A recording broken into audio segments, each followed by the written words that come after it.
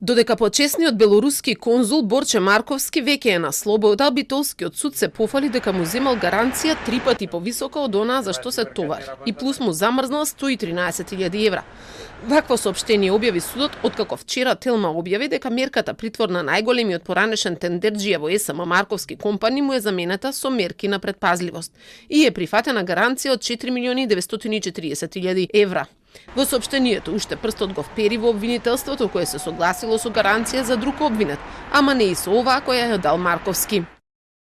Гаранцијата е определена на износ од 4,9 милиони евра, што значи дека е скоро 3 пати повисока од евентуалната имотна корист, а и му се замрзнати финансиски средства.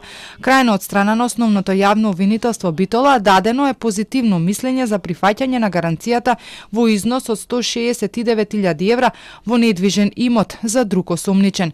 Друго е прашањето и зошто од 9 обвинети во текот на истражната постапка само за двајца е предложена мерка притвор од страна на основното јавно обвинителство Битола. Телма вчера објави дека гаранцијата на Марковски е во недвижен имот, куќа со двор во Битола и 3 станови исто така во Битола, сопственост на Марковски компани, како и возила 25 булдожери и камиони. Обвинителството не се согласувало со ваквиот предлог, но сепак судот одредил мерки на предпазливост и го пуштил од притвор. Таму Марковски се наоѓаше од средината на октомври, кога беше уопсен за злоупотреби со тендер за дислокација на погонски станици од Осломеј во рудниците во рек Битола од 2024 година, вреден 1,7 милиони евра. Заедно со него се обвинети уште еден вработен во неговата фирма и 6 поранешни раководители во рек Битола. Тие се обвинети дека работата не била завршена, а парите били исплатени. Во меѓувреме обвинителството му го замрзна имотот во Македонија, но и во Србија.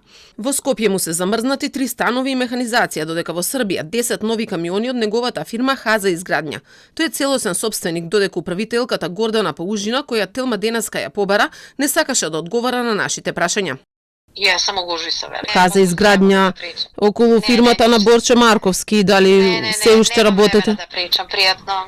Инаку Марковски компани со години ги земаше најголемите тендери од рек Битола. Неговите врски со Србија го доведоа и до почесен конзул на Белорусија во земјава, а тамошната фирма Хаза беше редовен добитник на тендери од Србија шуми.